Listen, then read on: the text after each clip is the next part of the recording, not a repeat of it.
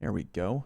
Hello, everyone. Thank you very much for joining us, and welcome to Firing Range. Not firing line, firing range. Just got to put that out there. I feel like, God, how long have we been doing this show? Very long time. And every now and then on Twitter. Can't wait for firing line. Can't you? Sorry, I'm being a little snarky there. Firing Range. I'm opening up Too Sassy, a podcast to talk about all things Destiny, weapons, abilities, loadouts, and the sandbox at large, and Cammy's hoodie. Freshest thing I've seen in a minute. Yeah, dude, you got the Nintendo. The N64, dude. See, this is why you should show up for the live show. The people at home can't look at Cammy and all his hoodie glory.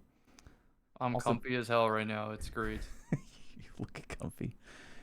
And oh man, I love it. Dude, how many times, Cammy, when you're streaming, do you get people like, why does Cammy have cat ears? Oh yeah, all the time. All the time. The way my chair pillow and the microphones, like. Yeah, I took mine. Are you a cat ear streamer? I'm like, yes. Well, first of all, like, you would be, you know what I mean? But like, yeah, of course. Just, yeah, he has a pillow on his gamer chair behind his head that makes it look like he has cat ears. So during the sniper rifle farm and the GMs were like the Uwuzume farm, like with the cat ears, it was great. Uwuzume? Yeah. The Uwuzume. Oh boy. So we have a lot to talk about. Are you sure? Or okay, well, we have a little to talk about very passionately. There's nothing to talk about. Come on. nothing to Destiny. Nothing going on. Nothing at all. No, people haven't been talking. Everything's been quiet. Did you guys see that on Steam, D2 was the top 3 most played game on Steam for like the past couple days? Dead game. Dead game. Dead game, bro. Dead game. Yeah, dead. Destiny is dead. Dead. DED. DED game. I thought that was really cool. And I put out the word on Twitter about what questions and or topics people would want to talk about. Obviously, there is an 800-pound gorilla in the room that we will get to. I bet you can't guess what topic that'll be. The 800-pound gorilla was the fact that I'm looking at my audio program and I'm like, something's weird here. It's thunder from outside, you know, weather. Sorry, editor. God. I was like losing my mind. I'm like, am I gonna have to stop this shit or re-record? It's thunder. Shut it down. Mother Nature. Starting over. Hello, everyone. No, I'm just kidding. So one of the topics I actually wanted to touch on. This will be the appetizer, right? Before we get to the big, meaty main course.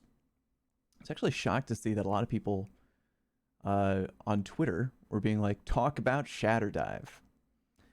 And yeah, it's kind of funny that we're this deep into Beyond Light, and Shatter Dive is still a great concern.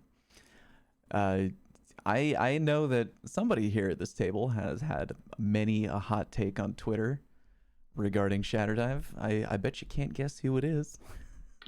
Fucking Drew. Drew, I knew it was Drew. Son of a bitch. No, it was Merc. No. It's Merc, like, man. really? Merc is Mr. Like, Hot Take Merc, lately. right? I was gonna be like,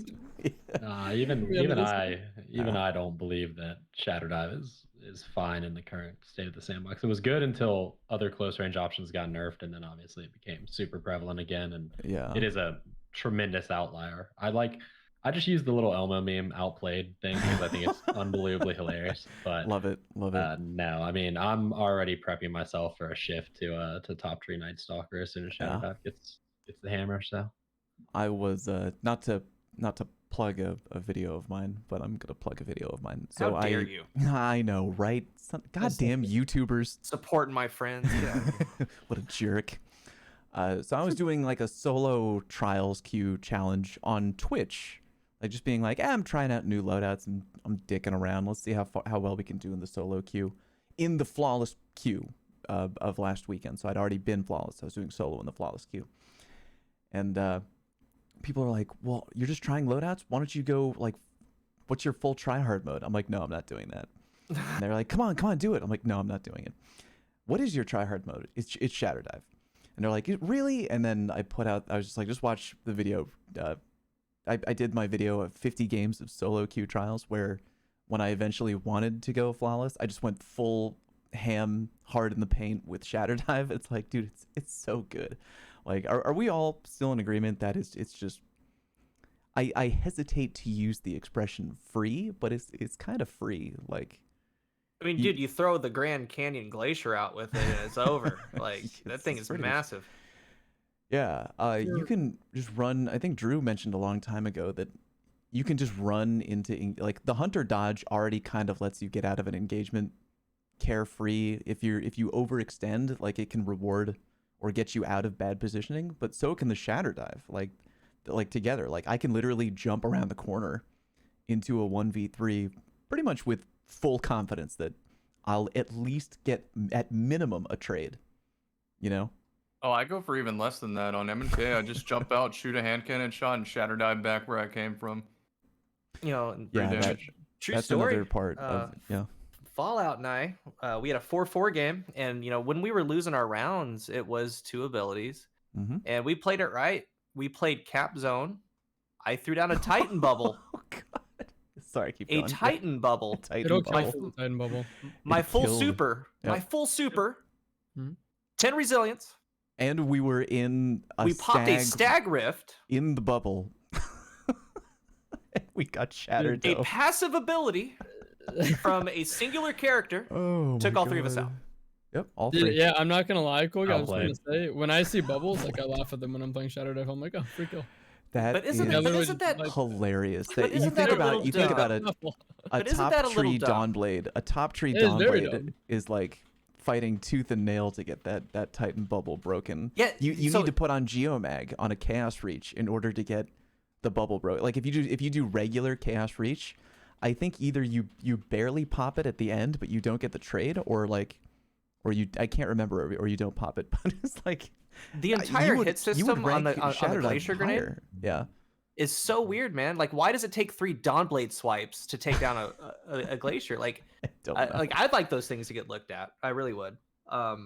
You and would think Shatter that if Dive you would itself- fire a rocket launcher, like you ever fire a grenade launcher or a rocket launcher at like a wall of glacier nades, like it just takes the individual. Yeah, I know. Yeah, like it just takes one Just brute fifth of force the wall out. It's like one that was down. my rocket launcher, man. That's But you know effed that up. kit, you know, it needs Shatter Dive, right? For PvE, it's really good, and it Warlock doesn't have a shatter at all, but it can freeze really well. Now, Hunter is the best at slowing. They did nerf that down, but it can shatter, right? So it's a good part of its kit. And I often wondered, like, turn it into old Phoenix Dive. You just go straight down, and you have a long animation. Like, you can still shatter, but you won't be able to high jump 40 feet and then just all the way down at an angle. Get that yeah. get that kill. I don't know what they could do. They've nerfed it like 2 or 3 times.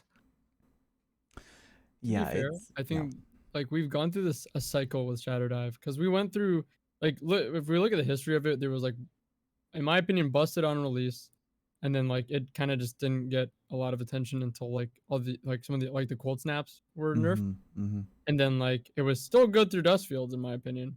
Like I think it got slightly nerfed if I remember correctly, the Glacier Nade explosions. But it was still really good. And then it went on for a while being like not bad, like good, not bad. You have to really invest into fissures and whatnot. And then the new aspect came out. When that new aspect came out, it was right to the top again. It was like absurd again. And I think that this is debatably one of, I don't know, I guess launch, I don't know which is worse, launch or this. But this one is crazy because they are very tightly packed together. It's like a crosshair almost of glacier nades. It's so condensed that the Mhm. damage can be so focused, and that's why I think you can kill a bubble. Because before with it, you had to freeze them and then I believe shatter. Versus now, even if you do have to freeze now, you have such a greater radius. It kind of covers the whole bubble that you're gonna freeze them. A lot of the time when I'm doing what I do to people, like when you're saying cool guy, you have a bubble, it's like I'll forever stand by that back versus the best with it because you get in or get out really easily. I just teleport in. They can't possibly react to me fast enough. But the nade down and they're dead most times. So it's What crazy other- how like gone through ups and downs, but yeah. It's What other definitely so cheesy. subclass? What other subclass can do that? Can To do be honest, what? I kind of wish more could. I To wish a bubble. others. So that's exactly what I wanted to talk about. And I know Merc feels it too. You know, a lot of these roaming supers. No, seriously. I If mean, Glacier Grenade gets Vorpal Weapon, other abilities need I mean, Vorpal Weapon. Merc has always inherent. talked about making supers a little bit easier to take out with some of your core stats, but I mean, you know, the Revenant Hunter is still at the top, dude. Oh yeah, very high up there. every build I've ever played in this game has been about destroying roaming supers because they're the most frustrating things in the sandbox, in my opinion. It was Bastion, and then they took down Bastion. Then it was Shatter Dive, and now they're going to take down Shatter Dive, right? And at some point in time, like, you can't just keep making roaming supers just free 30 seconds of, slaying time. Like, it really, I know that there's a power fantasy that's associated with them, but it's bad for balance. It's bad for gameplay. It's bad for the sandbox. Like, at some point in time, you have to allow players to counter it. You have to allow players to kill them, even if it's a skill shot, right? And I understand you can say Bastion's not a skill shot, Shatter Dive's not a skill shot. That's cool. But if I have an Arc Strider or a Spectral Blades or a Bottom Tree Striker, flying towards me in the 25th second of their super after having already gotten 4 kills, like, I don't give a shit, man. I'm going to destroy it with whatever I have the ability to destroy it with. And you're going to take that away from me again?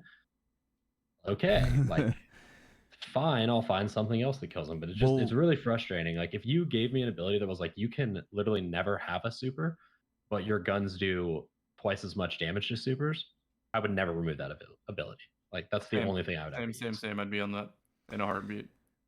I mean, wouldn't the solution there, or maybe a better solution to tackle the problem, be to just look at the strength of roaming supers in general? Like, I like the idea of having other things in the toolkit that can deal with a roaming super better, but I also shudder to think about giving other classes something as strong as a Glacier Dive combo. Do you know what? Oh, absolutely. That's why I said it more doesn't have to weapon, be just it more doesn't have to damage be to Glacier super or Dive. weaker super. Right. It doesn't If have you to look be at like that, but like, aggressive snipers, right? Like, an aggressive sniper can headshot a super. It doesn't matter what it does to a normal player because the damage it does to a normal player is overkill on a single shot, right? Like, you could step, any number of weapons up to a certain percent, or you could just bring the damage reduction down on roaming supers. Like, that Sure, kind of solves it. That kind of solves the problem itself. But there's a lot of things that you could do that would not affect just like normal players, but could affect specifically only supers. If they really wanted to look at it, I'm sure they could come up with some creative solution that isn't just giving everybody Shatter Dive. Right. Yeah, I was just shocked to see how many people on Twitter were like, God damn it, talk about Shatter Dive. Why is it still a thing? Oh, well, I had one more thing on Shatter Dive. Oh, please share. One thing that I think about the big crystals is that you can like tactically Shatter Dive to leave one crystal up after you've already gotten the kill. So you leave your damage resistance on the floor after picking up a kill, which is huge. It's not a bad idea. Strong kit. Yeah. It is a strong kid. To knack on something with Shadow Dive and kind of like what I said, the evolution of it is, I think that I want to piggyback off of what Merc said, where he said like, well, I don't care at that point. I'm just going to use whatever, lets me stop what I think is stupid for all intents and purposes. So I've always said, like, as someone that used Shadow Dive a lot and like really enjoyed it, obviously at the beginning, and still do, even though I know it's like not balanced in the slightest, is I've always seen it as a stupid solution to a stupid problem, or stupid solution to stupid problems. It was like shotguns really irritated the hell out of me for a long time. Obviously they've been brought down. But I think that when shotguns got brought down and were a lot less stupid, it really showed truly how stupid Shadow Dive still is and has no right being that stupid. And I'd argue the same thing needs to be done, obviously, for roaming supers and other weapons that are outliers, like the exotic shotguns, like Chaperone. These are all examples of like, things that I think that were just like too potent and kind of like almost justified my existence of Shadow Dive, that it like did a really stupid way of like contesting these things that I think are silly. But now that, again, the main offender is a lot less silly, and hopefully I should really hope that something should be done for the outliers that continue to exist. Something needs to be obviously done about Shadow Dive now. What if they that entire kit, man? I mean, getting the grenade energy back is it. I mean, the stasis abilities, part of it, they do have a longer cooldown than light subclasses. They do. And they balanced them like that, but it's bypassed by what you can do within the kit. Right, because now you can roll with 100 discipline or very high discipline. You can roll with Whisper of Shards, where every time you shatter a crystal, you auto boost your grenade rate. And now we have the grenade kickstart mod.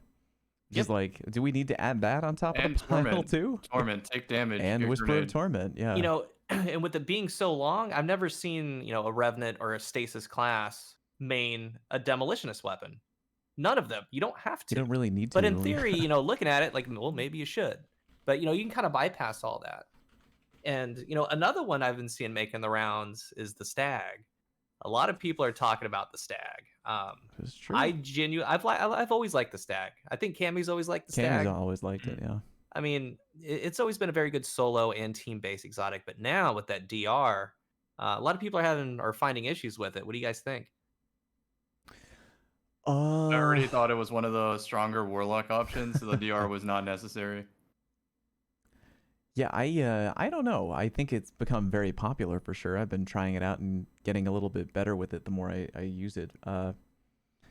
It has weaknesses, I think, but it's immobility. You're in the well. I mean, you're right, in the rift. because you're limited to remaining in the well.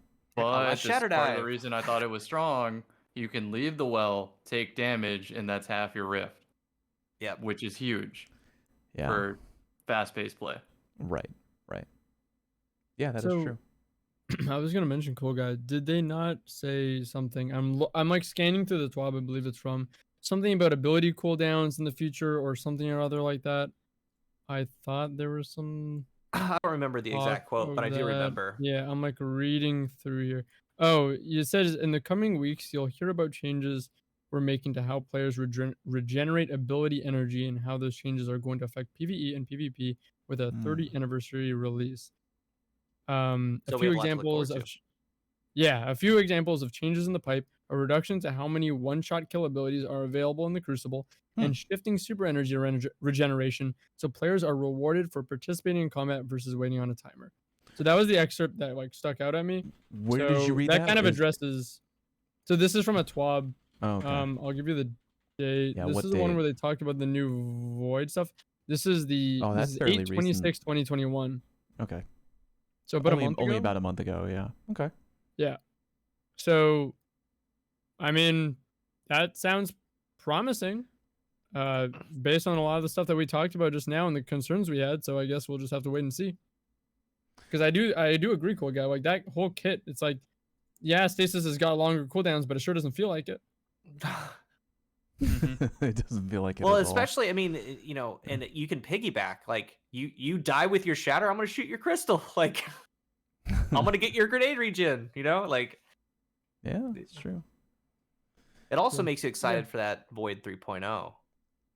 Yeah, I am kind of hype about that. I keep forgetting. It seems like fairly far down the pipe. When is that coming again? Do we remember? Which queen? February. Witch Queen, I That's believe. so far, dude. That's like half That'll my be here life before you away, know bro. it. Will it? Yep. I mean, Shadow Dive will probably be nerfed and then back strong before we get there, dude. No big deal. The pendulum will keep swinging. Well, like 8 different Yep. metas before we get there. Should we talk main dish? We've had our appetizer. We've had our house salad, dressing on the side, talking about the old Shatter Dive there. Should we sink into the T-bone steak here? All right. I mean, we're Okay. talking about stompies. Let's do it. Oh, cool guy. Yeah. So people are talking about trials. I actually thought, like, for a fair amount of time, should we talk about trials on tonight's podcast? I feel like if we, it's kind of a lose-lose situation, Yeah. right? Because if we don't talk about it, I'm gonna get a ton of tweets being like, "You goddamned nerd, you didn't talk about trials." What a cop out, right? And if we do talk about it, it's pretty much guaranteed to start an argument. So yeah, let's talk about it. Let's talk about it. If you want context, I got you. Here's the context. Okay, so we have a game mode called Trials. Maybe if you're new to D2, you don't know about this. It's considered, or at least I think it's considered, an end game PvP activity, where the original concept, you have 2 teams of 3 going into PvP, featuring an elimination game mode, and first team to win 5 rounds wins the game. You get a win on your little Trials punch card, and the more wins you get, the more you get loot. And if you get 7 wins, punch cards, 7 wins on your punch card, no losses, you go to the lighthouse. And that's the way it kind of was for a long while. And Bungie recently deciding to change things a wee bit because they're experimenting with what they think trials should be, and the idea of is it too gate kept of an activity? Is it welcoming enough to all players on the the high to the low skill level, right? How welcoming do we want trials to be? How inclusive? How all that stuff. So 2 weekends ago, which I'm gonna open up my calendar right now. What was that? The weekend of September 10th, I think, was their first major trials rework in a while. Am I right about that? It was 2 weeks ago, right? Mm-hmm. Okay, Yep. cool. Yep. So they changed the matchmaking. I'm trying to remember what it was they did exactly. Anyone help me out here? What did they do? Like, it wasn't. It was the loot structure that they changed, right? Well, they said they put performance-based matchmaking in, but it was Right. exceptionally loose performance-based matchmaking. There's Loose- so many players. There Yeah. were a There are lot of so many Yeah, players. so many people logged on. Mainly, well, yeah, because they reworked a lot of it to like even on the low skill level, you could just win a lot of rounds. You could play a lot of trials. They turned State 14 into a reputation system, like other NPCs at the tower. So if you just And keep playing trials, They added solo queue. Yeah, yes, that was also probably true. the biggest thing. That was probably a very big Biggest thing. change. 30% of players that weekend were solo queue. That's a players. big number. So yeah, solo queue was possible. By the way, different from freelance. I want to make sure that is known because people in my chat were like, I love that freelance trials is a thing. It's like, that's not a thing yet. Solo means that you can go in alone if you want to, but it's kind of like a swim at your own risk if there's not a lifeguard on duty, because you will be put up against a three stack. It is almost guaranteed. If you go through a whole card only fighting other solo players, I would be amazed. Like, the odds of that happening would be close to zero. But many people were playing because the reward structure was, even if you win or lose, if you just play a bunch of trials, you can get loot. And that weekend of September 10th, they saw huge numbers for trials. I can't remember exactly what they were. I think I think Merc might have a chart somewhere that shows how many numbers. I saw a couple of charts floating around on Twitter. It was like 750,000 unique players played. Right. 250,000 people went flawless. It was Wasn't like it- 105,000 people went flawless for the first time. It was a record-breaking lot. week, right? Yeah, It was within like the top 20 most the top popular. 10 of all really? time. Yeah, and 10? it was like better than any weekend that like D2 Trials of Osiris had ever had, and it was better than like Sure. any weekend that was outside of the first 5 weeks of release for Trials of the Night. It was a really big weekend, and all weekend long on Twitter, I had people being like, "This is awesome! I never played trials before. Played this weekend, got some good loot."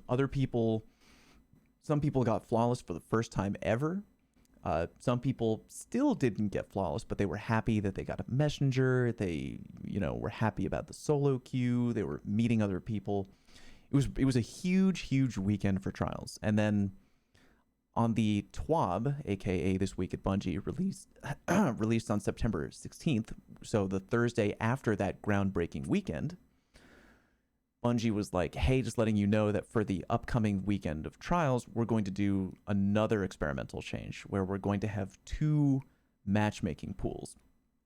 So what they're going to do was they were going to have a regular pool for, everybody.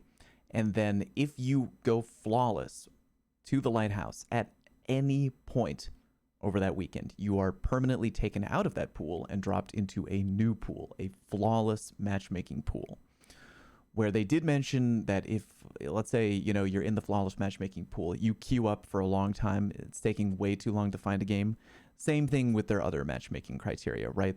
It gets more broad over time. So you could, in theory, wind up back in the original pool, but the priority was heavy that you were going to be matched against another person or team or whatever that has already been flawless. And I don't think it was 1,000 people used to live here. Now it's a ghost town. So I think when that TWAB came out on the 16th, because I had put out a tweet asking, hey, is that like, you mean for the card, right? Like until you reset your card. And Cosmo retweeted and was like, no, once you're in once you've gone flawless, doesn't matter what you do to your card, you're in that pool all weekend. And right when he retweeted that, everybody was like, "Oh, like that's what you meant." Oh. And there were a lot of very, very heated opinions on that almost immediately. And the arguing essentially has not stopped. We are recording right now on Wednesday, September 22nd, and I am itching, like I'm burning right now to read tomorrow's TWAB because I want to know what the next steps are. Because like Bungie obviously has all the numerical data. They've compared both weekends, and I wanna know what they think. And I'm gonna shut up in a minute because I've been talking nonstop. But there was a tweet that I wanted to point out. A tweet from our old friend Dad Vanguard over here, TV True Vanguard. Where is that tweet? Which compared the numbers. Oh, here we go. So essentially, between weekend number 1 and weekend number 2, on weekend number 2, an extra 7% of players went flawless. So even though, like, you know, week 1, a whole batch of new players went flawless, right? That had never gone before. But weekend 2, with that flawless pool only, an extra 7% also went flawless. But at the cost of minus 32% matches being played over that weekend. So the prediction from a lot of people came true, where a lot of people were just going to go in, they're just going to go flawless the one time, and then they're out. Because a lot of people don't want to be effing around in pool number 2 in the deep end, right? Like it's too, the waters are too harsh in the deep end, and they don't have good water wings. So a minus 32% in matches played. And I know that this is kind of like an unwinnable discussion topic, but you know, I respect the opinion of everybody here tremendously. Does anyone, I'm sure no one's going to be too eager to leap into this discussion, but does anyone have any thoughts that they want to share? Oh, I'll leap into this. I didn't even go flawless last week. Oh, you didn't? Yeah, you know how streamers were resetting the cards and stuff so they could carry people? I do know that, yeah. Yeah, I didn't do that. I just didn't play. So, big brain. I was in the prophecy. Farming my shotgun. But I did drop a video on the biggest problem with trials, in my opinion, which is that the identity is in crisis right now. I don't know if it's an endgame playlist or a loot playlist, a competitive playlist or not. Who is it for? It seems like they're trying to find that answer, and these little experimental weekends are part of that. But I just don't even know what feedback is useful to them right now. That's something that I had asked my community on Twitch a whole bunch, Cammy. Like, I just wanted people to answer the question, what is trials supposed to be? Because when I originally heard of, you know, when they originally announced trials, it was pitched, or at least the way I understood it, was this is the ultimate endgame PvP situation. This is for like the toughest of the tough, blah, blah, blah. Is that what it's supposed to be? Or is it kind of, does Bungie want it to be more of a vague endgame PvP activity, but more focused on, hey, just go play it and get a bunch of loot, like the way I view Iron Banner? It's kind of the way I view Iron Banner. Like, even though it might be endgame, I don't think Iron Banner is endgame PvP, like, at all. The only thing that makes it hard is that you could go up against a guy with a really high power level if you have a low power level. I described it as like a themed PvP. Iron Banner is just themed control. A themed PvP, right? It could be like, is it supposed to be super endgame PvP, or is it supposed to be themed PvP, you know, very open to everyone? I'm fine with whatever. Like, I just want to know what it's supposed to be, you know, according to... Yeah, just tell me what it is so I can treat it appropriately. There you go. But at the root of it all, fingers crossed, I want there to be a competitive playlist, so there is a mountain to climb. Like a ranked playlist. Sure. Yeah, I think we all want that. Yeah. Go ahead, Drew. Drew, you got something there? Ideally, I'd say with Cam, it's like I got the vibes that with this trials rework, they decided it's a loot playlist. Like, you know, I'm not trying to take away from anyone, and I don't mean it like it doesn't take effort. I mean, like, it's more open to all various skill levels to succeeding and getting great loot. whether Mhm. you go flawless or not. So I really just got the vibes that okay, they've decided that Trials is a loot playlist. So well, and I would say I hope that it's, I guess, a loot playlist, but it's the first introduction to more organized PvP. And that to me, while the flawless pool maybe early on when it's not super filled feels relatively competitive, um that to me still leaves me wanting more, again, competitive matches and that mountain to climb, where I would hope that if Trials is that kind of like, hey, cool loot and introduction to organized PvP, someday we'll get a comp playlist back with an actual mountain to climb that tells people like, hey, yeah, you like Trials, you like that taste of like, you know, uh, organized PvP. Well, you can still play that, but you can climb another mountain too. And like, if you want to take it maybe to that next level, perhaps, if the people really get invested and enjoy it, because I think they're succeeding at the very least. Like I never thought I'd say this, but I'm enjoying Trials more than even solo queue, more than I did like 6v6 and quick play now. I enjoyed it a lot more. The sandbox Even in changes the flawless were huge in Trials. It feels so They much were better. big. Yeah, those changes were good. But what that leaves me with is wanting to play more in that setting.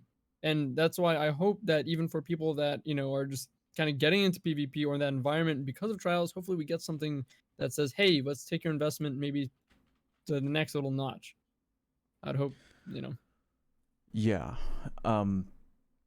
Cammy had, at least I think I heard it from Cammy. I think I heard it from a couple of people regarding, I can't claim credit for this idea at all, but players will do anything for loot, right? I mean, like I think we know that about Destiny players. Loot drives the player population. And I get why Bungie did the whole thing with the two different pools. They want to make sure that it's more accessible, that players on the lower end of the skill level aren't immediately getting their teeth kicked in Trials, even though it's supposed to be like this ultimate endgame arena. But for the people in the flawless pool, so let me, I got in the flawless pool, I went flawless in the flawless pool, and I was playing games on a 7-0 card in the flawless pool with my friends Joey and Gani, and we got a bunch of wins. We got like a whole bunch. I think about like 15 wins on the end of that card in the deep end pool. But I only got one adept read to drop after like all those games. And I think I heard it from either Cammy or somebody else, but it's like, dude, if we're going to be in the flawless pool, sweating it out in like the super end game there, PvP, like the loot has got to be like, you can't just be giving me one read, right? Like if I'm staying in that pool, if I'm in the deep end, sweating it out hardcore with all the other sweaty dudes, make it like you got to make the loot worth the while, right? If I'm in the adept pool, give me the adept loot. Does that make sense? Like, It does. I feel like I Otherwise, shouldn't be If playing it on didn't reward you for putting in the extra skill, then it questions a lot of the skill you built up over time and the decision that you wanted to improve at PvP to up your drops per hour in the loot-based playlist. And then isn't it kind of like a win-win? Like, because if you have the two pool idea and, the sweaty people in the flawless pool, keeping them away from the innocent children of the non-flawless pool, like, that's sure, but like, reward them. If I'm going to be at the salty spittoon, right? Like, let's get that adept loot. Yeah, I'm cool with that. If people voluntarily want to take the extra challenge, they should get extra loot, and it's a win-win because it keeps them out of the Weenie Hut Jr. side. Exactly. have a Drew, question. what's up? Yeah, so like I was wondering, like, what did you guys actually think of, like, I mean, thoughts on the flawless pool? Like, did you find it good? Was it harder or not What do you unnecessarily mean, harder? did you find it Same? good? Like, No Like, I don't know, comment. like, was it like bad matchmaking quality? Was it still good matches? Was it still easy matches? No change? Like, how did the difference feel to you guys? for Based on what you, as opposed to what you were expecting, I should say. And then I'll say what I thought about it. But I'm curious what you guys thought. I can go, but I've been talking a lot. Anyone want to go? I mean, I'll talk about it since my Sure. experience is probably pretty different than everyone else's here, right? Because like I'm and always have been the least trials oriented player out of this group, really. But I mean, I played 21 games in the non flawless thing, and I hit 5 3-mans out of 21 games, and then I went flawless solo, which was nice, but also shouldn't have happened if it weren't for the non flawless playlist and me playing on Saturday, right? Like I purposely didn't play Friday at all. Just waited till Saturday. Got into the flawless playlist and played 10 3-stacks in a row, and then played 4 more games and was like, "Fuck this," and stopped playing. So Sure. Oh. it was.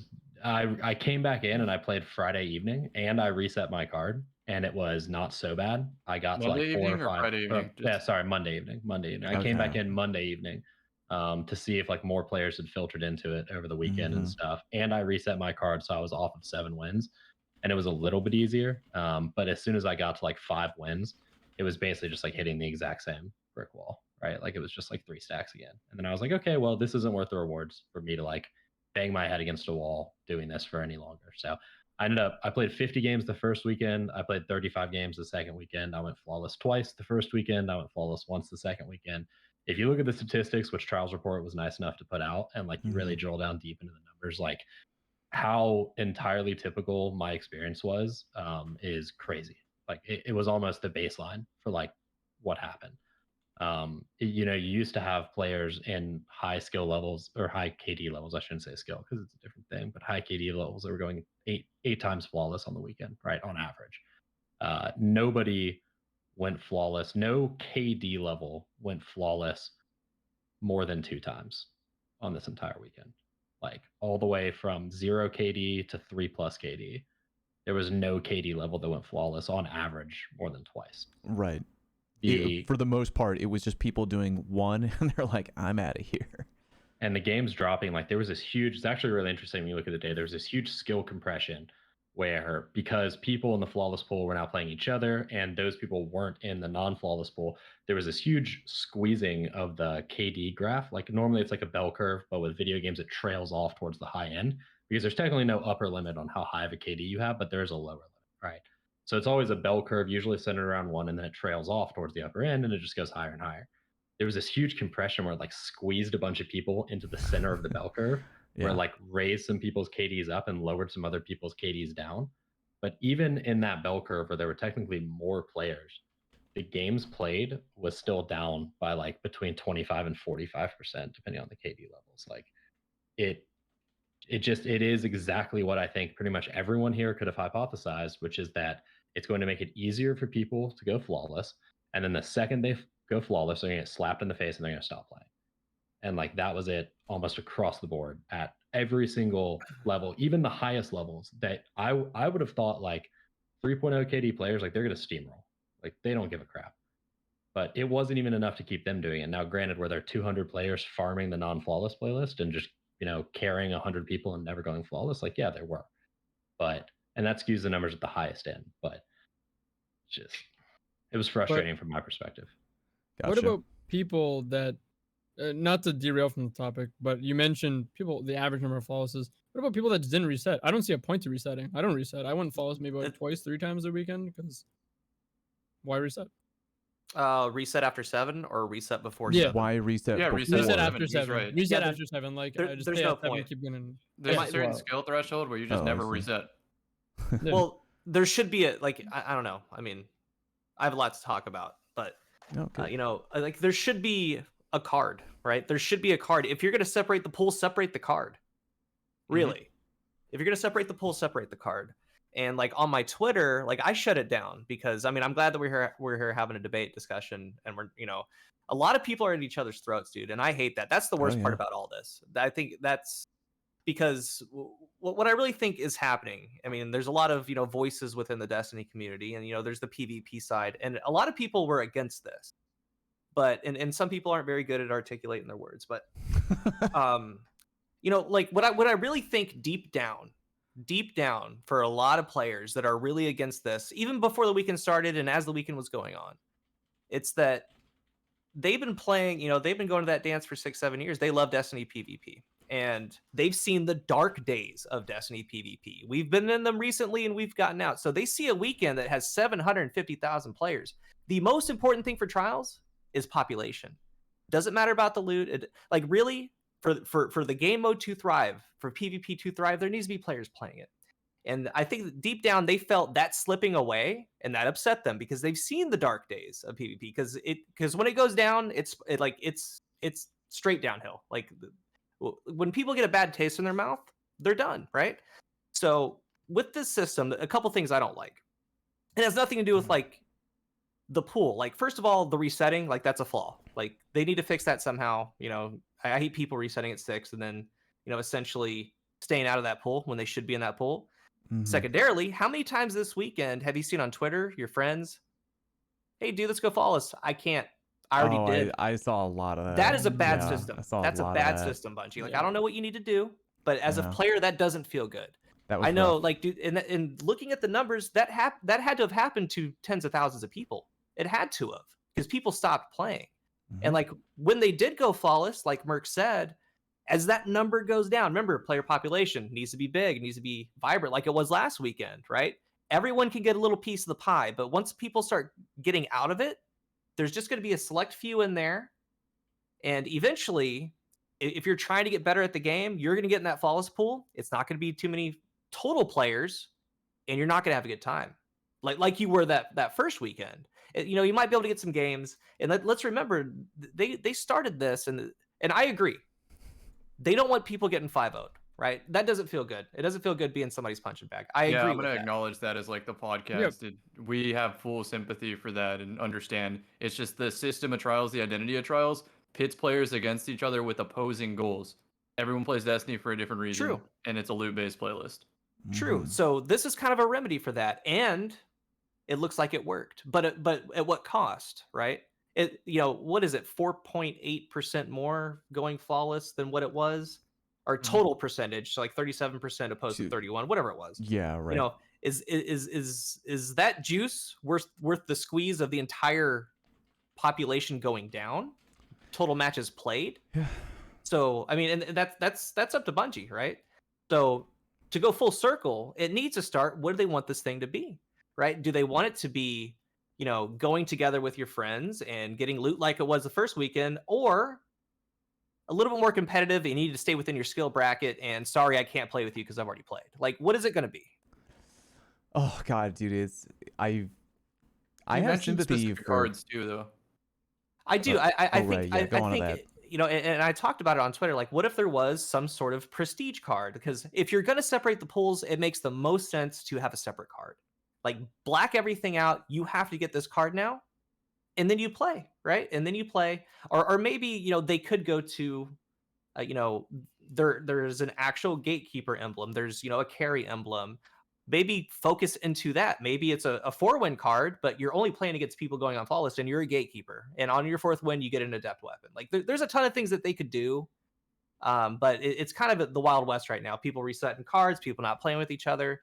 To me, that's On a the bad resetting thing. card thing, I heard a fresh idea where they could design a card that puts you in the flawless pool, but success is extra juiced rewards for the carry and the Sherpa to get them their first Yes. flawless ever.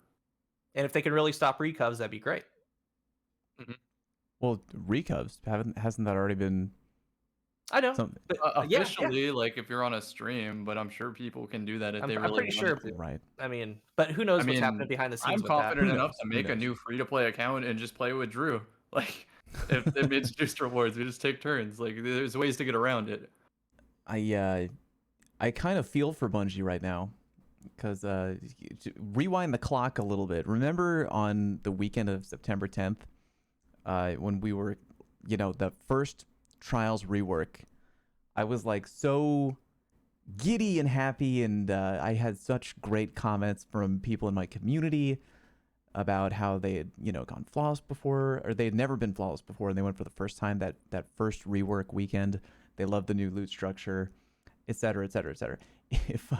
If Bungie had never done this second experiment, I just think it's funny that I'm probably guessing that the energy would still be riding very high, and just immediately they decide to do this next experiment with the flawless pool, And now I feel like they're in a borderline unwinnable situation because they have to go. I can only see this going one of two directions, right? They're either going to be like, okay, let's keep it the way we had it week 1, or let's keep it the way we had it week 2. And the community is so divided now on what they think should be the correct path of trials that no matter which experiment, like I just feel like we could have had that riding that high vibe for the rest of season 15, and now it's like, okay, Bungie, what the hell's it going to be? Option A or B? What are we doing? And like it's just wild. You know, you also have to really like. In my mind, I mean, just think about this with your mind's eye. Close your eyes. Think about this. Close my eyes. What if they didn't tell us? Would you have known? Seriously, I would 100%. Okay. Know. You would have. Okay. I would know. Okay. Well, you would have known, but now we know exactly what they're doing, and you know, it's all about incentive. I think, right? It has to be, right? Sure. People getting 5-0'd. Yeah. Okay. Maybe. It's a loot-based game, dude. Like we all do our. I mean, life's tough. Like we play video games, we have fun with our friends, right? Sure. We have some time to ourselves, dude. Let the dude go get a messenger, right? Like that's what the game's about, right? Yeah. And that first weekend, especially because it is reputation based, you have to think how many people have never been into trials, are not good enough. They were able to get some rep, turn it in. Hey, I got the boots. Hey, I got this. Then they could transmog them. Well, they're probably not coming back, right? So there are going to be players that are going to fall off that are just always going to fall off, right? As soon as they get they're good messenger, they're good armor specifically. Armor's a big one. And then a couple are probably going to go for the adepts. But I mean, people are going to fall off of this playlist, and we shouldn't have expected this weekend to be 800,000, and the next weekend 850, and then 9. Then we got over 1 million. Like I never envisioned that. But like very harsh changes can do a lot of harm, right? And for me, I don't want people getting 5-0'd, and I want good matches. I do think that, you know, especially you see people have gone flawless 300 times and 400 times. You should be matching other people that have gone 300, 400 times. I personally think that. You might disagree. That's okay. But once they get into that pool, that should be happening. And I'm okay with that. What do you guys think? I'm on a very extreme end. I'm so fed up with trials over the 6 years or whatever it's been up that I'm just saying, give the adepts away, make it full SBMM, make it participation deterministic rewards. Then I get exactly what I want, and I play tourney kids all day. That sounds like fun. Play and get rewarded. The problem is, the identity comes to there's this type of player in Destiny that wants to collect a certain thing or have this like snowflake weapon and flex it to their friends, and that's perfectly valid. That's a reason to play. But they will not be satisfied by that system. So there needs to be an alternate solution if they go that very generous way. They've had a better solution before. They've done this before, dude. Trials, D1 trials leveled at 500,000 players and pretty much averaged 500,000 players for an entire fucking year. Dude, like, this is what's so frustrating to me. They had a better system before. They've done this exact thing better in the past, right? What it was is it didn't try to make bad kids grind trials 100 times over a week. What it did is it gave bad players, every bad player in the game, it gave them a reason to step foot in trials, play about 7 games, and then be done, right? And when you take that many players and you just get them playing 7 games in trials, it actually makes a huge difference. Then they took the center of the bell curve and they gave them a reason to keep playing, and that reason was a shot at going flawless. It wasn't a guarantee to go flawless. It was a chance to go flawless because it was not card-based matchmaking. If you played enough, you would eventually, even as an average player, you would eventually get a lucky card of 7 teams that weren't that great in a row, right? It was the law of large numbers. It was in your favor. Eventually it was going to happen if you played enough, and you would get better along the way, so you would increase your own odds, right? So what they did is they said, we don't want bad players in here grinding because it's going to make them blow their brains out. Instead, you bring bad players in, you say, look, man, we just want you to play like 5 to 10 games, and then you're done. That's all. Every weekend, just 5 to 10 games, then you're done. And bad players will do that, right? Because 5 to 10 games isn't too much time. They can come in, they can play, they get their 1 reward per week, right? Their 1 gold reward, and then they pieced out. And if they wanted to grind more, they could for the in-game drops. But the center of the bell curve had a reason to keep playing, and the upper end of the bell curve had a reason to keep playing. That was what kept trials alive. And they implemented card-based matchmaking, right? And what that did is that immediately removed the ability for that like average player to ever have the a chance RNG card, right? What you're saying? Yeah. For the chance of just happen to luck your way into Right. slightly average teams. Yeah, you dump that. You made it impossible to ever have an RNG card, right? So the average player now no longer had a reason to keep grinding. And they got rid of that bounty system that was rewarding bad players simultaneously, and that was the beginning of the end. Literally the weekend they made those changes, Trials population started declining and has never recovered and sustained a recovery for any point of time until then, because they can't figure out what it is they want to do. Right now, they've got this whole system where they're like, okay, do we want people to just go flawless once or maybe twice and then be done? Right. Sure, if that's the system, but that's not a sustainable system. And that's especially with how you're throwing rewards at people right now, right? Like, that's not a sustainable system. That's going to eventually lead to a decline. And this whole system of like, we want to make bad players play 30 games a weekend, that's not going to work either, because there's a certain skill level where you're never going to fucking go flawless unless you get carried. Like, whole point of trials is that you have to win 7 games in a row or 7 games with 1 loss. You have to play worse players for that to happen. There's a certain skill level in trials where you're just not going to find enough bad players in a row, even if they take the top 30% of players out of the playlist. You're not going to find enough bad players in a row to win 7 games.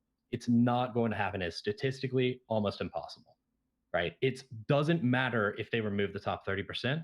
There's still not enough players worse than you to where you're going to go flawless, right? So that's why, even with them removing 30% of players, we got an additional 6% flawless. Because if you're a 0.8 KD player playing on a team with other 0.8 KD players, you're not going to go 7-1. Even if it's against 1.0 players. Like, I'm sorry, that is the way math works. It's not going to happen, okay? So this whole idea that, like, let's try to get as many people flawless as we can, like, that's noble, right? And if that's what your goal is, then congrats. You were successful this week and you got 36% of people flawless. But that will kill the playlist in the long term, because you're not going to get a 0.4 KD player flawless on their own. It's never going to happen, no matter how many players you pull out of the playlist and how many people's experience you ruin pulling them out of that playlist and forcing them to play against other players. To me, it does seem like there's a huge identity crisis, and they just really aren't sure what they want to do with it. And they're throwing stuff at the wall. But the problem is, every time you throw something at the wall, you upset a portion of your player base. And every time those players log off or leave trials, there's a chance they never come back. That is true. And that's concerning to me, especially as someone who just started enjoying trials literally 2 weeks ago for the first time in like 4 years. And I was happy about it. And now I'm like right back to being like, cool, I'll play my 7 games and go play Control for the rest of the weekend. Right. Player population. It made sense when you said it. Player population is like the biggest overall thing. Oh man. gosh. Whatever they got to do to do that, man. Because like I said, when people go, a lot of them just go and they're done. And you know, the healthy version of trials, we've seen it a couple times. And I this past weekend, I believe, was a healthy version of trials. I mean, from what we've had in the past, right? But it just depends on what they want to do. And remember, is it this week that they're starting zone control trials? That's right. Yeah. So shout out to the future 24-hour Drewski stream. Woo! That's right. It's happening. Yeah, dude, so I mean, Can't wait to watch. I'm not sleeping this weekend. Hell yeah. Sorry, things like that. I mean, it'll pull players back in, and some players might pull out if they don't like it. But you know, at some point, you know, we need to start finalizing. I'm cool with that, by the way. Like, if they want to try every 1 week in a month, let's do zone control. Let's do this. Let's do that. I'm cool with that. But you know, at some point, kind of hone in on what the overall scope is of what we're doing here, and I think that's going to help the player base more than it'll help Bungie, right? It's so hard, man, to weigh in with my feelings on this, like, because there's just two sides of the fence, and every time I try to lean into one, it's like I get an earful from the other side. You know what I mean? Like, yep. And people, it's like, you just want to stomp noobs, man. Like, look, I think there's advantages to both experiments that Bungie threw out. There's advantages to both. Like, please believe me that when I had people tweeting at me over this past weekend that they're like, dude, that first weekend, I couldn't even go flawless. That September 10th weekend, couldn't even do it. But this weekend, I got flawless for the first time ever after playing Destiny for like 8 years. It's like, that's heartwarming. I like that. It's awesome. It's great. It's really sweet to see on Twitter. I love it when my community succeeds. It's just great seeing people happy about that in the community. The downside, of course, is that, again, what was it, like 33% of the game, like the games played number dipped down by 33%. You have to admit, have to admit that that part sucks. You have to admit that when you're seeing, like it happened in my Discord, a bunch people are like, I have no one to play with. I'm like, oh, well, why? It's like, well, my fucking friends went flawless without me, and they don't want to play anymore. Yeah, I'm that like, to me, those are the two big that things sucks. right now. Yeah, the that resetting really of six and not being able to play with people. Yeah. I'd like some sort of remedy for that. I don't know what it is, Sure. but If I can admit that for the first weekend, it sucked that that extra percentage of people couldn't go flawless. If I can admit that that sucks for them, then other people have to admit that leaving other people out in the cold of, you know, with the flawless pool, that sucks as well. Like there are parts to both experiments that suck, and there's advantages to both. But I really want to know what Bungie is going to do. I feel like there's going to be a riot no matter what, and I feel like at the very beginning of weekend number 2, I was strongly, well, not strongly, I was hesitant. And right when I got into those super sweaty matches, I was like, oh, because normally when I run trials, first, I don't know, sometimes I like to mix up my loadout, right? I like to have fun and try out different things. And, you know, it out his vow. it became clear very quickly that once I was in the flawless pool, it's like, no, it's like, you're going to go 110%. And like, I pretty much had to go, forgive me, Senpai, I have to go all out this entire card. But like, Bro, last season was hilarious playing with Fallout. We'd play a card maybe 5 games in. Be like, yeah, I have this new loadout. It's a fusion rifle. You go in the air with it. We take like 3 rounds to a team, and then we're like, all right, we're on Reach. oh god, the Chaos Reach. Yeah, I mean, But, we talked about that. I mean, I had to switch from Precious Scars to Sight and Ramparts, dude. Like, because like once you start getting You just to change a certain immediately, skill, yeah. like you have to start playing like the meta stuff. Immediately. Yeah. So if Bungie decides that, hey, you know what, we're gonna go with weekend 1, where still a whole bunch of people went flawless who had never gone before, I'd be fine with that. If Bungie goes with weekend number 2 option, I'd be hesitant only due to the fact that the player population number, as we know, is going to dip hard after day 1 or after the first 24-hour window, I would say. That's what I'm hesitant about, but I would be down for it if they would remedy or, you know, bring more to the table for people who are in the super deep end, right? The people like me who are like, I have the flawless card in the flawless pool. Let's just keep going, right? Like, what if there was some kind of system that would even further encourage you to get deeper and deeper and deeper away from the shallow end where the children are, you know, playing with the water wings. And I know that the confidence card is an absolute joke for what it is. Yeah. Yeah, so It's the a joke. confidence card gives you extra rewards from the chest, which, by the way, aren't guaranteed on repeat cards. So we used to take confidence cards to guarantee 1 extra adept at the chest. So just 1 period sometimes. Or you can just keep playing on your 7 now and. Exactly. Or you can keep your mercy and have extra chances to be in the 50% reads regret pool. Like, it's so much better than what it used to be. So confidence is useless by comparison. Like if they had, I don't know, I'm just thinking of I'm thinking of what loot is valuable to me, right?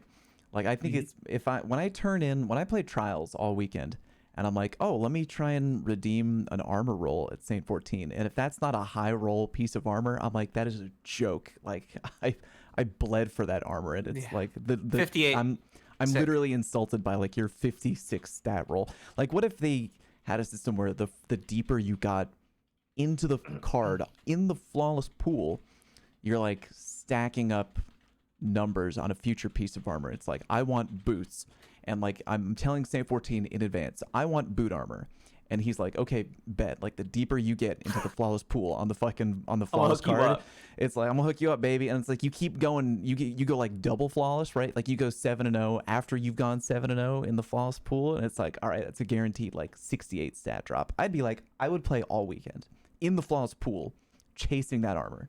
Do you know what I'm talking about? Like I'm fine with weekend experiment number 2, even with the population dip, if there's going to be that incentive for keeping me in, right? It's like Merc said, the current loot incentive for him wasn't good enough after that initial, like, it's just, okay, I got my flawless. It's like, for the level of struggle, the further playing is just not worth it. And it was agreed by a large portion of the community who just bailed after like day one. Do you know what I mean? Like if the incentive is there, then I'm down for that week 2 to become the norm. It's just, I just don't think it's there right now. It was kind of worrisome to me because this is the new weapon. This is the reads, right? It was the read weekend for Adept. And we saw that player dip. And I know y'all didn't get that triple tap Vorpal or that clown firing line or clown Vorpal. I got them all. Did you get it, Drew? I got him. Oh, you bitch. I got clown That's my first Vorpal, one. I got clown Vorpal. firing, and I got triple Vorpal. But I mean, here nor there. But I know a lot of people didn't, right? You know, hip fire grip Vorpal, no big deal. God. So, you know, and it's one of the best linears, especially with the artifact this season. And, you know, you see that dip, that's kind of worrisome. So, I don't know. Well, I mean, it's their ship, dude. We're just on it. Like, they're steering. On their ship. This upcoming weekend, and we'll see y'all in a couple weeks. But, you know, we'll see how the zone control plays out, and we'll see the numbers from This Week at Bungie. So, we're still in the infancy stages on what they want to do. But yeah, I mean, it should be debated. We should ask questions, and hopefully, you know, we can get some answers. Totally. Drew, what you got for me? All right, my turn to rant. I am willing to say that I was maybe not wrong, but overreactant to the flawless pool changes. Honestly, for me, I'm not gonna lie, like I barely noticed a difference. I don't know. I think that I noticed it more early on, like the transition period from like Friday, you know, when they turned it on. Like I went flawless and then I got on that night and I was like, oh wow, like okay, you know, games are definitely sweatier, but like, you know, like when I was playing Saturday, Sunday, Monday, like I don't know, I went flawless solo with Mida combo, like I don't know, like like sure. I just didn't. It felt like more. It felt to me like I didn't have completely new and like no offense, but like clueless teammates that were clearly very new to the game. Like I did, like I was screaming. I uploaded a little video screaming at this guy to use a super and like wondering what's going on. I didn't have any of those teammates, which is I think a good thing. And like I didn't go up against anyone like that. So what I will say is the good that I noticed is that I wasn't overly stomping 5-0s repeatedly, facing people that I know I probably shouldn't be playing and not getting them on my team. I think that's a positive. I think that's a good thing. I got a lot of, when I was expressing my concerns about the flawless pool, and to be honest, I'm still baffled that this happened, that like there's an actual like, we're dividing matchmaking pools based on if you're flawless. That was like one of those, and no offense, but suggestions I'd always see in the community and think to myself, well, that'll never happen. Like, you know what I mean? I'm like, well, that'll kill the playlist. That'll kill the playlist. Yeah, that'll kill the playlist. Like that'll like divide the population. I'm not a fan of that. So, and lo and behold, it happened. Was it as bad initially as I thought? Probably not, to be honest. I'll be honest about that. But what concerns me more than anything is what happens when the playlist starts dipping in population. Inevitably, it's going to. No matter how pop and Destiny is, no matter how good it is, it's gonna dip over time. We have a long season ahead of us. We have some good games coming out. It's gonna fall off. I know it will. What happens when that happens? In addition to all the concerns that you guys said, right? Like what, is this system that I feel like is designed to keep people playing? I think it is designed to retain engagement overall, whether we think it is or not. I think getting more people flawless does probably encourage them to play more. Or at least the thought is there. I think that getting matches that are somewhat close, or if they feel like they have a fighting chance, entices them more to play, most likely. But again, like what happens as the population goes down, though? Like how does splitting the population that affect the health of the playlist? And how does it, and I do think that the pain point of like, hey, when that transition period is happening over the weekend, when like people are getting their flawless and that pool is small, I can definitely see like an average or even slightly above average team that goes flawless making it into that pool and then them being like, and I'm out because I, don't want to fight against this. Feel like can't compete. I don't know, whatever the reason is, too sweaty. You know what I mean? Like, I think that that's a pain point as well. I saw a lot of people on Twitter saying when I was expressing these concerns, like, "Oh, you just want to stomp people." And if honestly, if I feel like if you've watched my content, if you've listened to me on this Oh, you podcast hate or any of stomping us, people. I hate it, man. Dude, I don't want it. I got so bored. I had fun last weekend, but man, the only reason I kept playing is because I wanted the SMG rule. If it wasn't for that, I hate sitting there and just like mindlessly like falling asleep at my desk. Like, no offense to people, but like, man, I'm so not engaged. It's not any more fun for you as it is like, or it's not any more fun for me than it is for you. Quick interject. So, I've literally had moments where I've invited Drew to play Iron Banner, and he's like, "Oh yeah, totally." And then he's like, "Oh, wait a minute. How many people do you have in your fire team?" I'm like, 4. Yeah. He's like, I'm not joining, because like it's literally boring. I literally 'cause, like, turned down friends. We stomp so Literally hard. denied friends. It's like it's not exciting. Like just bowling over Yeah. people. Like yeah. So anyway, I can vouch for that Drew does not like stomping noobs. I don't like it, man. So Yeah. like I'm cool with the I'm cool with like the matches being sweaty and whatnot. That was never my concern. My concern comes from how does dividing the population affect the health of it in the long term? Is it? I believe it's more designed for people to retain players. Is it going to actually retain players, or is it going to hurt it more? I don't know what's going to happen. I don't know how that's going to look, or if we're going to have time pass to really see that. I'm really not sure. Merc made some really good points. Everyone here made good points. My mentality is now with I'm pretty out of the loop, and even I've seen some of the discourse, which is pretty surprising because I don't know, I just don't engage in it. But even I've seen some of the discourse, and it seems kind of crazy. So I'll leave it with this. For me, I'll say that whatever keeps people playing PvP, whatever gets more people into the scene, whatever gets more people authentically trying and enjoying PvP, I will eat shit. I don't care anymore. That's my mentality now. Yeah. Yeah, right. I just want PvP to grow. I want people to play it. I don't know what that answer is, but if this is the answer, so be it. If it's not the answer, please change it to find that answer. I love it. I think it's whatever That's is my best for the. Would you agree? Like it's whatever is best for the long term. Yeah. Strength of the game, strength of the community. I am with that too. I will eat shit on behalf of the community for that same reason. Totally, But yeah. the RNG in this game is bullshit sometimes. Like it is It really ridiculous is, that yeah. you I'ma can say play. it. I'ma You say can it. see 70 of a weapon drop and not see the face perks that you want, the hate main it, perk 1 yeah. and 2. That is ridiculous. So If we they got can weapon guarantee crafting that in the coming. future, Dude, I'll eat as much shit as you want, community. So I said this on Twitter, but it's like you guys think that good players don't want to play other good players, and that's not always the case. Now, are there people out there who just want to stat farm and stomp? Like, of course, dude. There's shitty people in any community, right? There's some people who they want to ruin other people's experience, and that is what it is, dude. It's the same people who 5-0 you and bag the entire time in trials, right? Like some people are just dicks, dude. It is what it is. It's But true. Yeah. at the same time, like the reason I don't want to play other sweaty players in control is because there's no fucking point for me playing other sweaty players in control. If you want me to play other sweaty players in trials, or you want me to play other sweaty players in comp, I'll do it if the reward structure or the rank structure or the experience is there that rewards me for my time and for my effort, man. Because no matter what way you cut it, like people are like, oh, it's just as hard for me as a 0.9 KD as it is for you as a 2.0 KD if you play people who are equivalently skilled.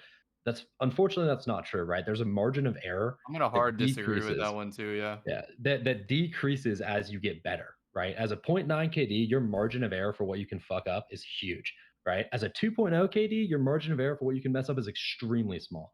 The experience of playing really high, especially in a game like Destiny that, to be honest, is not tremendously well balanced, right? At a high level of play. So your margin of error is extraordinarily small for what you can get away with, right? And it leads to very stressful games. So in control, yeah, no shit, I don't want to do that. There's no reason for it. But if you make the experience there, if you give me a real rank system, right? If you give me bonus rewards for it, if you reward me for my time and my effort that I have to put in, then we will do it, right? And a lot of other really high skill players will do the same thing. But right now, like the flawless pool, I wasn't rewarded for my time and my effort in that pool. It was better for me as a player who doesn't want to do that to lose one game and then go on a 7-win streak, get to a 7-win card in the flawed pool, and just play that for the entire weekend than it was for me to go flawless once if the only thing I cared about was the adapt. It was so bad that on my flawless game in the non-flawed pool, I loaded into it and saw it wasn't a 3-man and was like, oh, fuck, should I throw this game? And then I was like, what type of insane thing is that for me to be thinking in trials, right? I'm literally thinking about throwing my flawless game because I'm worried about ruining my experience, or not being able to play with my clanmates for the rest of the weekend, which turns out I wasn't able to play with my clanmates for the rest of the weekend. So my solution for a good trials experience was don't play Friday, get flawless late in the weekend, not play with my clanmates, and then quit. Like, is that how you want players to have a good flawless, or is that how you want players to have a good trials experience? Probably not, but maybe. But maybe. What's up, cool I guy? will say this, and I said it last week, and I tweeted about it. Like, dude, seriously, last weekend was the most I've ever felt rewarded playing Destiny PvP. Are we talking about weekend 1 or weekend 2? Weekend 1. Weekend 1, Like, yeah. showering Oh, loot, God, I have never been showering. that rewarded. Ever. Now, this week is about half in that, but even this is still more than I've ever been rewarded playing Destiny PvP. So, I do like the Saint reputation structure, but as Merc was saying, like that's the rabbit hole that you fall into. Like that's where it goes for a lot of people. And I don't like it. I don't like that I can't play with friends. Like, people I had to turn down. Well, not even turn down. They turned me down because, like, no, dude, I'm not doing that. Yes, that's what happened to me too, cool guy. Normally I get like bombarded with people asking. They just assume I went flawless and didn't ask. It was kind of weird. I don't like that. So It's kind of funny. Like, You think about it. Yeah. I don't know. Like I said, I'm gonna say for myself, like, yeah, I like playing with my friends. Yes, my friends happen to be pretty good players, but like, Mhm. I also think that some of the people that we do stomp, like, dude, I don't know. I don't think it was hard to tell that last weekend there was people that, like, I don't know. You could debate that I shouldn't be matched against. So I don't care, solo or not. Like, there's just a clear disparity. Like, whether I was playing with my friends, without my friends, etc. Like I said, even in like the flawless pool, like I felt like I still was able to solo flawless with literally the Mida combo, which is an absolute meme. Like, so again, I don't know. I just, for anyone that I guess is saying that, like, that you that the matchmaking maybe like is fine and you need to like play with like lesser players or like something like that, challenge yourself type of thing. I like to challenge myself as well, but I am empathetic to the fact that I'm facing people that are clearly out of my skill bracket. Now, at the end of the day, I'm going to say the same thing, which is whatever is the best thing, whatever the best solution is for the long-term engagement of this game, just do it. Does that mean I'm facing sweaty players every single game? Sign me up. Does that mean I'm stomping every game? Sign me up. I don't care anymore, really. Like, and the debate and the discourse that's happening, like, I just want to be like really frank, and I'm gonna try and hold myself to this. Whatever the answer is, I don't care, just as long as it retains the best population and gets people enjoying PvP. That is it. Yep. I think I'm with Drew.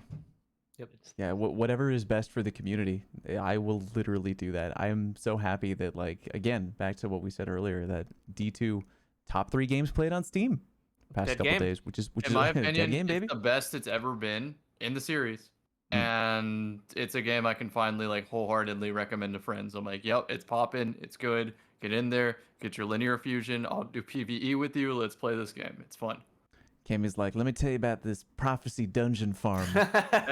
No, Cammy, cap. I've heard something. Is this true, or that you're now within the top? Is this true? You're within the I'm top ranked 5. number 4 on boss kills. So you're ranked 4 in prophecy dungeon boss Yeah. completions.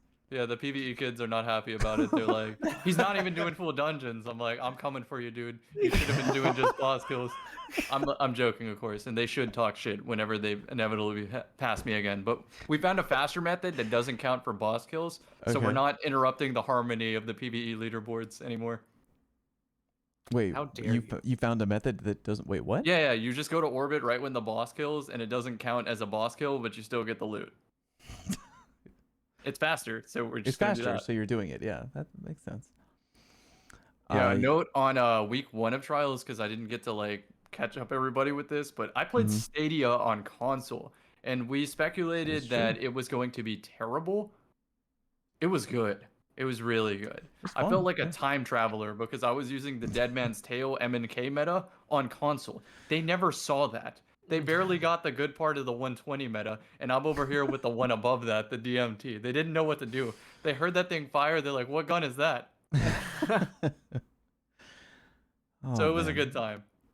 Yeah, that's a fair way to. I just think that at the end of the day, I'm with Drew. Like, Same. just whatever is best. We're all with for the Drew, community. dude. Yeah, Because if this yeah. game's dead, what are we doing up here? What are we on a doing? podcast about it, right? Like, Yeah, what what are are we doing? what are all of y'all's livelihoods based around not entirely this game, but a large portion this game, right? Like, Sure, yeah. none of us want to cut off our nose to spite our face, right? Like, No. it doesn't benefit anyone for us to form up a 5-man, go into IB, mercy every team, and teabag them all until they quit playing, right? Like that serves literally no purpose. And Sounds I like my Friday night. yeah. And although,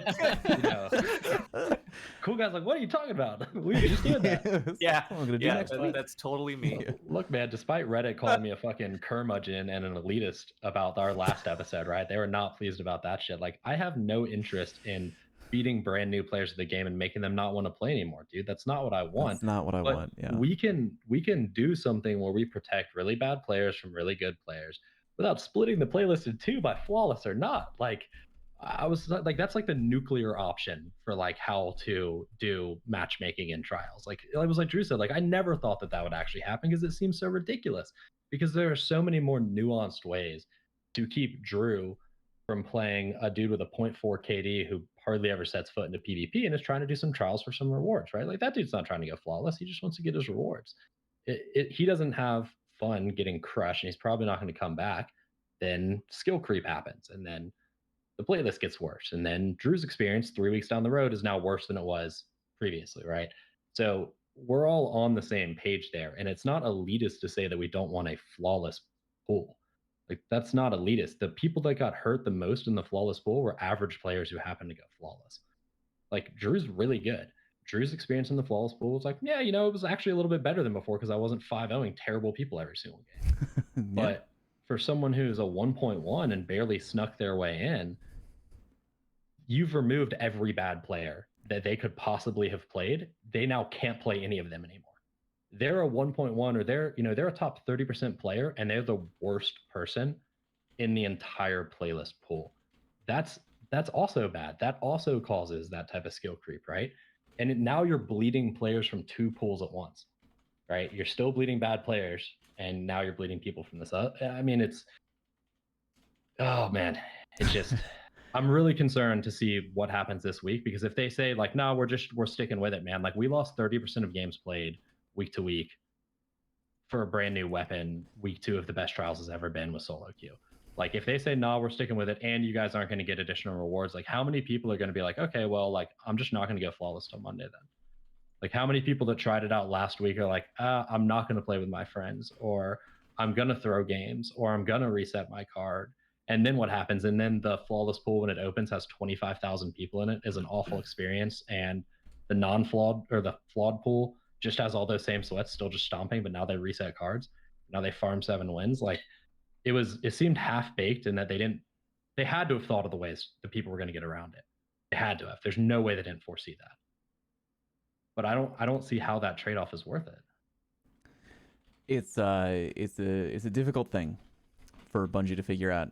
And I feel like we've pretty much have said all that needs to be said on the topic. At this point, I'm off to cap zones. That's the only thing that matters. I'm off to cap zones, baby. I'm wishing Bungie. I'm wishing Bungie luck with whatever they decide to do with the game type. I just want the community to be happy, and I just want the player-based numbers to be strong. So whatever is best. Again, if that means that we're doing week 2 mode, and I'm PvP engagement, baby. It just like, if we're doing week 2. If that's what Bungie decides to do, I'm with it. I'm on board, as long as it's the best move for the strength of the community and the game overall. I'm in. I think we all know the best move is to make Trials Gambit. That's the play. Why are these fools not just bank moats, brother? Yeah, just bank moats. God damn it! Everybody can participate. There's something for everyone in Gambit. Right? Just like an There's arena. something for everyone, brother. Just an arena 3v3, the meatball in the middle, go. Dude, he told you long ago, bring a sword, right? Bring he told a sword. He told you, Yeah, can't say that anymore. on. But well, that took about as much time as I thought it would. About as much time as I thought it would. Rapid fire questions, or Colin? Yeah, we can answer 6 like 1 or minutes. 2 questions. I mean, like, again, the most questions that we got on Twitter were like, talk about Shatterdive, talk about trials. And it's like, Oh, true. I'm looking at it yeah, now. so I'm glad that we got through the most requested stuff, but we still got other cool, like, we can do short answers to some of these.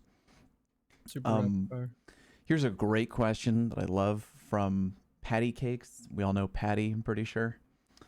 What is the most slept on PvP gun currently from each of your perspective? Legal action. That's the You really pulse. like that gun, don't you? I do. High impact Oh. pulse with high zoom. Okay, I see you, cool guy. Why do you like it? You made a Me? whole video about Yeah, you. Yeah, I haven't 40 seen it yet. 45 video. Thanks for not reading my Yeah. blog, dude. Thanks. You don't read my blog? Yeah, cool guy posted a video. No, it's got 45 zoom, man. It's the most. It thinks it's a scout rifle. Like it gets up to 50 with higher range perks. I mean, you can go all into stability and it's still 44 meters. It has heating up. It has rampage. And you know, I told people in that video, like, don't Desperado, like, you know, you need to get in your head that, you know, things can't compete with it. Like, you know, Messenger doesn't crush this. What Messenger does is it will obliterate a lobby after a kill, right? But this thing still has 10 plus meters on it, and it has rampage. It's still 2 taps. It's still really good. So that's why I enjoy it. Anybody else? My answer is always going to be the Devil's Ruin. I love that Yeah, gun to death. good gun. Yeah, not a lot of people use that gun. Infinite very ammo slept now, on. that thing Infinite pipes. ammo. Yeah, infinite ammo. I think this is a less spicy option, but I'm gonna go ahead and say 120 hand cannons as a whole. I know that everyone's kind of like gotten back on the 140s, but I think 120s are still excellent. And Igneous Hammer has some new rules with things like opening shot, which is incredible. So I think there's still a spot for a 120 on every team. I think that the damage output, if you can be that player that's a little bit more disciplined, plays cover a little bit more of the anchor player of the team, I think you can be putting in some really strong damage that combines with other archetypes better, and they complement each other. So I'm gonna say 120s are still great. the Monarch. Yeah, buddy. Yeah. Although it's I creeping hate up the that gun list. so much, Yeah, it's but creeping up keep the using list. it against me. Yeah. All right. Even though I think it got what number 3 on Endless Shores of Time. What's it called? Distant Shore. Was it Dead Man's Tale up on the top 10? I forget what number it was. Yep. Even that's despite probably- being on the top 10, Dead Man's Tale is the most slept on weapon. In my opinion, it should have been a number 1 on M&K, like far above and beyond. It should be the definitive number 1 above Vex, and I'm surprised that it's not. Yeah, I think that's fair. Controller console player wouldn't know. Hey, I mean, I expect to see it rise in the Steam charts. The more some people throw it on like, haha, funny, I'm using DMT, and then a game or two later, they're like, oh, this thing's like so strong. I should just be using this all the time. It'll catch on. It'll catch on. Just like Shadow Dive, it'll come back. It'll come back. People realize. Well, how about one more? How do you? This one might be. We'll try to keep it short. From I'm Kipper. All rapid fire. How do y'all feel about fusion rifles at the moment? I hope y'all got that main ingredient roll that Baby Zur was Yeah. selling. Hell yeah, I did. dude. Yeah, because Good. that thing is dirty. I didn't. I was in the prophecy, but I don't regret it. You didn't I get am- it, Cam? It's I been didn't so get long. Fusions that I got it. It was Well, crazy. that's why. As a Destiny player, I realized that there are just certain archetypes of weapons I don't even like using anymore, so I just delete them out of my vault. Tap the trigger. It's been a long time since we've gotten tap the trigger on a fusion rifle, and I think we've kind of forgotten how strong it is. But it also has the ability to get a higher zoom sight on it, which is huge. It has max stability. We can throw a little range onto it if you're mouse and keyboard. It is really, really dirty. But secondary to that, the rapid fires are very good in the right hands. Like I've seen people clean it up with Cartesian. Yep. I think fusions are in one of the best spots they've ever been. I'm not talking about the 45 meter air until, okay? That was a bad spot. That was a bad spot that they were in. Was it though? Yeah, it was. It was. There's no room for a Was hit it scan though? 45 air until. But you know, there was a point there. Let's remember, all fusion rifles had the same range. They all hit fall off at the same. So it was just down to charge type. But now they made it to where you can do charge time. You can do accelerated coils. It's not going to hurt your output. I mean, the 9 bolts within the rapid fire, it's insane. And you know, they talked about it this week at Bungie. You can a lot of the times get off 2 full voops before someone can get a return shotgun shot on you. So I think they're in one of the better spots they've been, but I don't know why people aren't really using them. I don't know. I saw the main ingredient a lot that day. That thing It is one of the best rolled fusions in the game, man. That thing's It's Yeah, that one by very, Xur very, is very nuts. good. And that was topping the weapon usage charts. I can't remember where exactly it landed. Does anyone remember where it landed for the weekend? It was pretty up there. It was it top 10? Main ingredient was like 4. It was 4. Yeah, it was real high up. I'm looking up the trials report right now. Look it up, When too. you I mean, is it are still a dead world drop? Like on. I haven't seen that thing in No, it's forever. only sellable by Xur. It is. Yeah, so Yeah, that's the even thing more why so I to get freaked out when it dropped. That because like, God, like when I would play I remember trials. what I kept now. I Yeah, kept the Hipfire Rampage. Can we? Cammy, do you remember when we played trials that one time, that one weekend, and the dude, I think we still beat him, but Okay, like, hold up. Stadia is a different animal. it's a different animal. Yeah, it was a long time ago, but he was running a hot main ingredient, and he was getting deep kills, and I was Y'all like, don't know fear I was until you see a venting to gun with Cammy. like 10,000 plus kills on Yeah, it, he and had you're so like, many kills on it. oh no, And this is a fusion rifle user. yeah, and we had a discussion about it, and I was like, I'm so sad that like he has that amazing roll that like I can't even get it anymore. Like I Yeah, this literally one can't Xur get sold it. is about equivalent to that. I It's- think his was like under pressure, tap the trigger. Yeah, or he might have had rangefinder on it, which is also pretty. Yeah, like maybe it was one of those like juice something. rolls. Yeah, of choice roll. But like I freaked out when I saw it at Xur because I was like, now everyone can experience the joy that guy had. I've But been liking adaptives over the precision. 1 I point got for the, fusion rifles. Yeah, I got the goated roll from Gambit of all places, the trinary system. Got firmly planted high impact reserves, and then also firmly planted swash. So I have both setups. 1.9 very good. million 1.9 million kills with the main ingredient, by the way, over the weekend. 1.9 million kills. Nuts. It was just absurd. Can we talk about that variety on that top 10? That's the most like Well, let's take a Different. look at it real quick. I've ever Yeah. seen a top 10 look. I am like ecstatic that the messenger was #1 for the weekend, by the way. Were you aware of that? It topped Yeah. Mytho. 4.1 million kills. The messenger at the #1 spot. Season of the Dad, bro. I'm kind of here for it. Wait, you didn't see my Dawn of the Dad post that I made on Twitter? No, I didn't. Oh god, I gotta Dawn repost of the that. Dad. It's great. Dawn of the Dad, baby. It's great. Oh Lord. Although Lawrence Driver's on the top 10, we'll have to talk about that another time. Hey, yeah. We'll have to talk about that another time. Feels weird seeing main ingredient up there though. I remember in year 1 that was like the prime power weapon to use. Like everybody used main ingredient. Oh yeah. Yeah. My driver catalyst, it's only on a 672 crucible counter right now. I'll put it on a little bit late. I already got it late, but yeah, it's gonna hit that G pretty soon. God damn it. Well, anyway, I think that's pretty much, unless anyone has anything else they really want to say before we sign off. Be great to each other. Like I said, Yeah. I'm so tired of people being nasty to each other, man. Yeah, I'm kind of tired of it too. I feel like I knew that bringing up this topic would kind of be a lose-lose because so many people are extremely passionate about their take on the trials argument, which I totally get, completely get it. So thanks for listening to us. I hope that we covered it at least. I hope the discussion was at least worth listening to, and I hope that Bungie takes the data from both weekends and the feedback across all, Reddit, the forums, Twitter, everything. Of course, they're going to listen to the community at large. I just hope they make a decision that everybody is ultimately happy with. And yeah, that's all I got to say about that, man. Anything else? Cool. I don't think so. Farm the Prophecy Dungeon. All right, let's go around the table and let people know where they can find us when we're not here. Cammy. All right, yeah. Speaking of Prophecy Dungeons, you can find me climbing the world leaderboard on the Ranked Prophecy playlist at twitch.tv/CammyCakes. Yep, that's the plug. That's the plug. Cool guy, how about you? Twitter and YouTube is gonna be Cool Guy Games, and Twitch is gonna be I Am Cool Guy Games. Drew?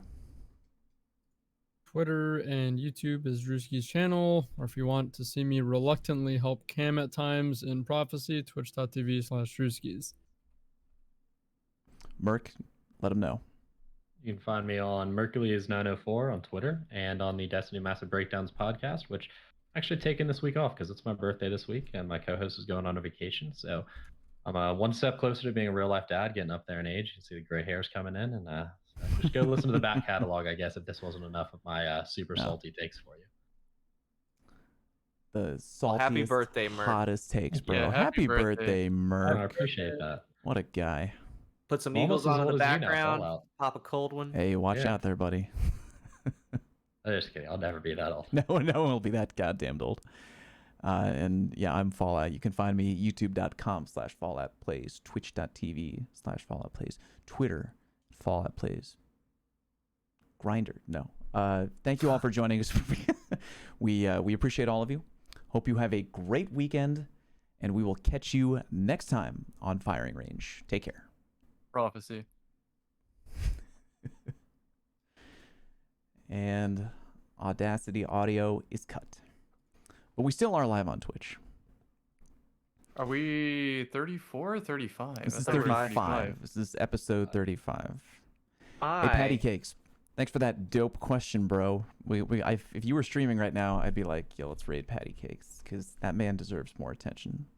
He's a I great hate guy. that I'm in Prof L. I wouldn't, or Prof Purgatory. We rebranded. I want to collab with Purgatory. everybody, but like I want to Yeah. finish this Destiny loadout.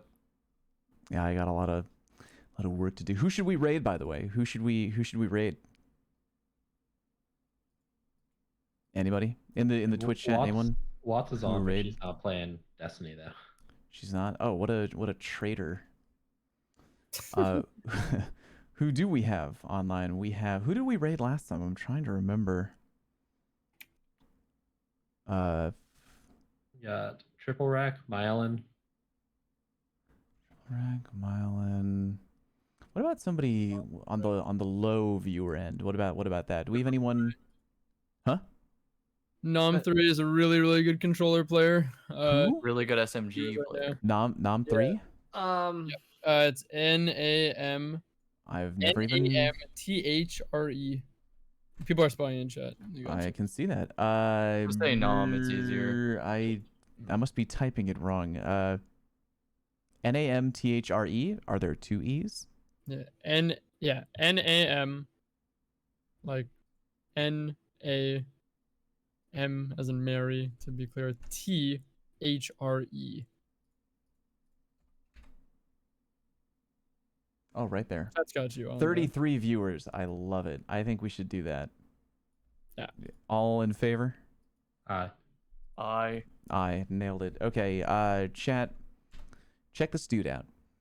Apparently, many people are vouching for him, and I respect it. So make it happen. Hope he bullies me with an SMG. You'll love him. he bullies Cammy. Totally worth watching. Thanks for all right, hanging well, out with us. We appreciate y'all, chat. We'll catch you next time. Okay. Be There you go. good. Have a safe one. Take care of each other. That was a fun episode. Yep. Boom. And we I navigated think we did it. a real